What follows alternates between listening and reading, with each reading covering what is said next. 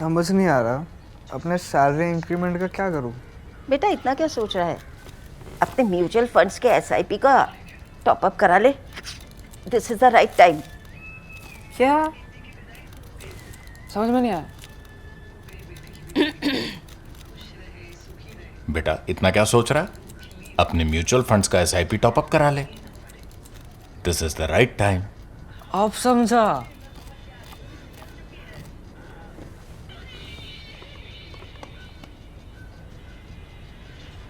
Mutual fund investments are subject to market risks. Read all scheme related documents carefully.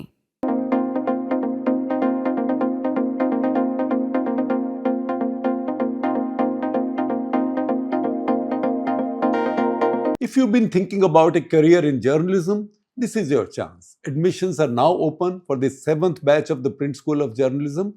Learn from experienced journalists, editors, gain hands-on newsroom training, and build the skills needed to thrive in today's fast-changing media landscape. Apply now and take the first step towards becoming a journalist or learning journalistic skills to apply them in whatever profession you choose. Visit the link in our bio for details. The news cycle this week is totally overwhelmed by discussions over Narendra Modi surpassing Jawaharlal Nehru as the continuously longest serving elected Prime Minister of India. Remember the emphasis on continuously and elected. There's been much comparison of Modi and Nehru and who did more for India. So far so good. The fact is we should now move on to the future because he isn't done yet. Modi isn't done yet. He's got 3 years in this tenure and for sure he will be in the contest in 2029 and who knows in 2034 as well. After all, Trump has talked in the past about a third term despite his constitutional limitations in the US and he will turn 80 this week. Further, a hot mic caught Vladimir Putin telling Xi Jinping at a military parade in Beijing to mark the 80 years since the end of World War II on 3rd September 2025, that is just months back, that with today's medical advances, one could rule till 150. Let's not lose our way, however. It's a perfectly reasonable presumption that Modi will be around for a significant enough time for us to reflect on the challenges that lie ahead. I will list 5. The first is obviously that he must shake off the past. These comparisons with Nehru, Indira, or any other should end. All the stories about how bad the UPA was, how bad so and so was, all of that should end. Modi was 14 when Nehru died, and I wasn't yet 7. Henceforth, Modi is to be defined by his own epoch and not by one that visited India so far back. For the longest continuously serving elected Prime Minister, the comparison henceforth should be with what he did in his first 12 years. That's the only benchmark to benefit India and him. If he wants to build a lasting legacy, it can't be as the greatest anti-Nehru in India's political history. It will have to be a legacy in his own name.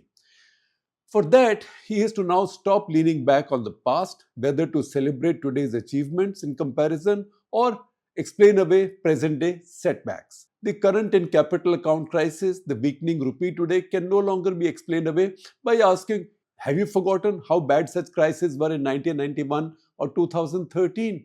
Or as Mukesh sang in Prem Dhawan's words in the 1960s Sunil Dutt starrer Hum Hindustani, छोड़ो कल की बात पुरानी, नए दौर से लिखेंगे, मिलकर नई कहानी. Chuck the past, all that's old. Let's write a new story for the new era. Can Modi and the BJP move on and forward now? This is Modi's first challenge as he passes the 4,399-day record. Like any prime minister serving such a long tenure, Modi has had a share of crises. 3 of them were global: COVID, Ukraine, and the West Asian wars. His second challenge is drawn from the third, the West Asian wars. How does such a powerful leader endure the remaining 2.5 years of Donald Trump? So far, he has handled it with equanimity. Modi has taken the cue from the Europeans and other US treaty allies to stay calm and not respond to any provocation. The transactional aspect in the India-US relationship will become stronger and India can manage that. As the West Asian war shows, India has already picked its side: Israel, the US, and UAE. It will never say so, but the actions speak for themselves. If first cut trade deal will come at some point, the business relationship and trade will go on with the active help of India's corporate leaders. Generally, now you can be sure that Modi will not take the bait, whatever Trump's provocations and his critics' taunts. That is Modi's critics' taunts. That Trump is saying this about you or about India. Why aren't you responding? But bigger crisis could, more likely would, arise at some point of time. After all that the Pakistanis have done for Trump, they are not going to be satisfied with merely those dollops of praise for their field marshal every other week. The prize they want is just a mention of Kashmir someplace, however vaguely, even while Trump is shooting the breeze with some journalists in Oval House, on one of his helipads, or in a Truth Social post. If India and Pakistan have a problem, it can be a nuclear war. I am happy to help my friend Narendra Modi and my favorite Field Marshal resolve this. Just that much. The Field Marshal's economy is a mess and his Western Front is on fire. He needs redemption. Such a statement will be seen by Munir. Munir will see as a reopening of the Kashmir issue and turning the clock back on August 5, 2019. How will Modi respond to that challenge? The time to game that response is now. You cannot be sure that Trump will not say this because so far we've seen that he does not respect anybody's red lines. This will need strategic patience over about 2.5 years. To justify and even to be able to afford strategic patience, you need tactical, read military power. Now we come to challenge number 3. To justify or even to be able to afford strategic patience, you need tactical, which means military power. If Modi looks back on his 12 years and forgets Nehru in 1962 for a bit, he would acknowledge that he did not quite spend enough on defense. Even what money was available wasn't fully spent because of chronic plaques in the acquisition pipeline. Many of those still survive. Much reform is on the way, especially the opening out of the private sector, but the results will take time. Until then, there has to be a sense of urgency for when Munir might decide to unleash the demons again. This needs a 6-month, a 2-year, and a 5-year plan.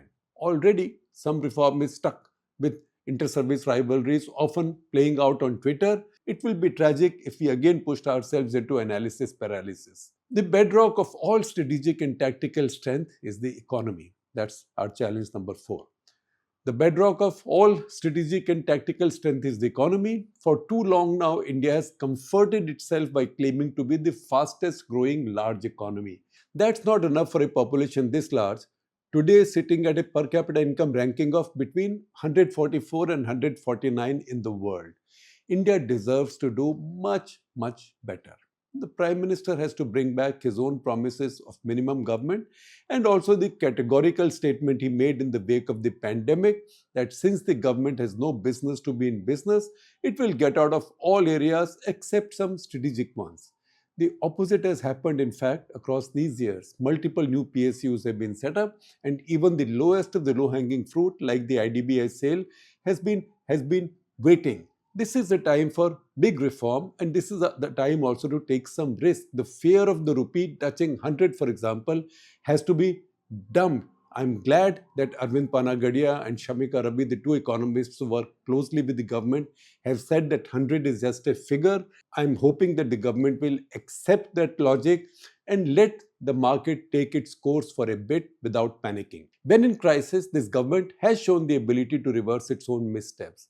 We see this with the flurry of FTAs after this government had taken such a strong ideological position against the very idea of an FTA. Withdrawal of taxes imposed by the same government and the same finance minister on foreign investments in bonds, and now the talk of a new liberal BIT or bilateral investment treaty after all earlier ones had been burnt up by this government. A government learning from a crisis and showing willingness to change its own policies so dramatically is actually a very good sign. But India needs a lot more of this on mining, hydrocarbon exploration, urbanization, even simple things like housetop solar, that even Pakistan is way ahead of us in that one area should bring the impetus to the scheme the Prime Minister announced in February 2024.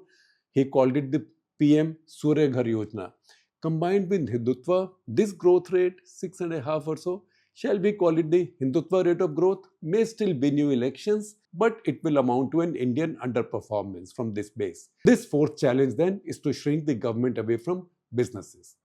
The fifth and the last challenge on this list must be political. The Modi-Shah combination has so far demonstrated remarkable smarts, Sam Dam Dand Bhed, in starting out with a minority of 240 in Lok Sabha and yet succeeding in turning India into more or less a single party system. But things do not remain static in politics.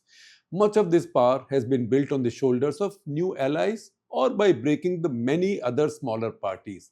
At some point, some ally will strain at the leash. A chief minister might create a significant mess given some of the talent the party has anointed in state capitals. And while nobody in the BJP would speak the S word, as for succession, I'm whispering, while nobody in the party would mention the S word, at some point, as 2029 approaches, murmurs of a primary of sorts within the party will inevitably begin. There are at least 4 claimants at this point for 2034 who would still be in their 50s or early or mid 60s. Given the state of the opposition today, Modi's political challenges will rise from within the BJP. Challenges not to his authority, that nobody would dare. It might just be impatience on the part of some for their future. These are the 5 biggest challenges for Modi looking ahead. And remember, it started with forgetting the past.